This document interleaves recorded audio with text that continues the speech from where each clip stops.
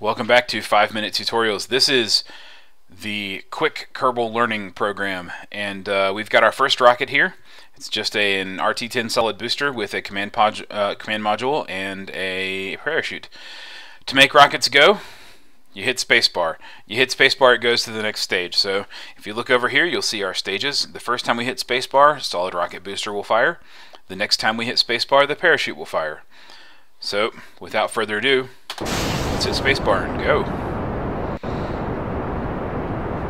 You'll see that we have a fuel counter down there. It's burning down our solid fuel.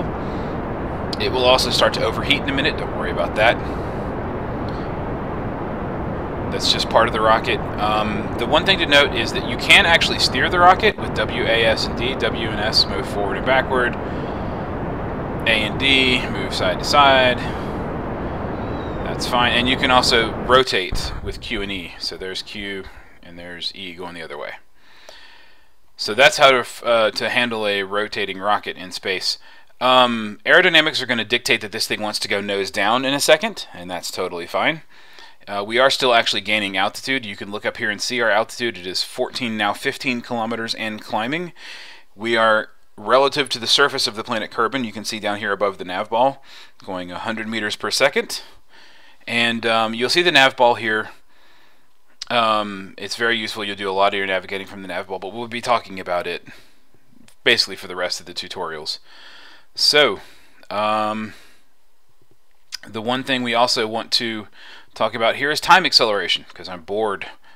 I want to be back at the planet Kerbal already. So, with the period and comma keys, you can speed up time.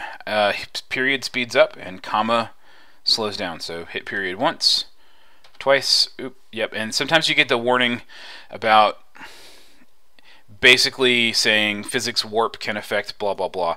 The catch is when you turn on time warp, it does a rough approximation of physics, but it's not really physics, so it kind of screws up your ship sometimes. Alright, so now we're at 4 times time acceleration. You can actually see it with the little red triangles up there in the corner. Once we get to about 1,000 meters, I want to slow down. There we go, 1400, 1300, and now I'm going to go to the next stage of the rocket by hitting spacebar, which is going to pop the parachute out. It stays in this small state until, there we go. At about 500 meters above or 400 meters above the land, it will open and slow you down. Now our speed relative to the surface is about 8 meters a second. You can see that down here right above the nav ball. And we are coming in for a nice soft landing. Actually, we're coming in for a landing right on the airstrip. There's not really a great way to see how far above the surface you are. There are some mods that will show you, and I think you can find it out somewhere in various places. But really the best way is to just find your shadow. And as you approach your shadow, as your shadow and your ship become closer and closer, you will be closer and closer to landing.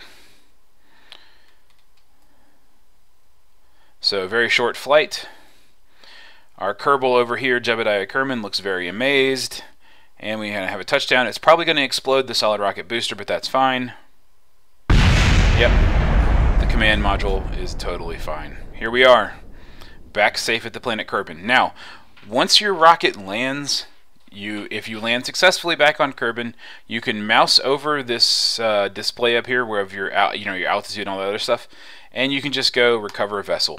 That will send you right back to the Kerbal spaceport, and it will say that Jebediah Kerman is available for new missions because we managed not to kill him.